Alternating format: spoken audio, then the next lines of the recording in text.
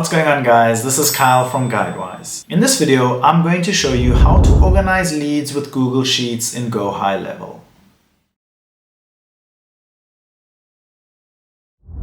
Start by creating tags in GoHighLevel. To do this, select a contact. In the left corner under Contact Details, you will see Tag. Simply click the plus sign next to it and add a tag. You can then type in the tag that you would like to add. For example, let's just say Closed and then create Closed. Now you will see Closed on your list, then simply hit Apply. Now the tag Closed has been added to this contact. Next, export your contacts and sync them with Google Sheets. To do this, go to your Smart List and then you can individually select the contacts that you would like, or simply select the empty box next to contact name and it will check all of them. Then go to the top right corner, hit the three dots and then select Export. Then go into Google Sheets and import your contact list. Under the tag section, you want to select the entire column, then select the drop down arrow and then create a filter. Now we can hit that filter and select Sort A to Z, and now our contacts are sorted based on their tags.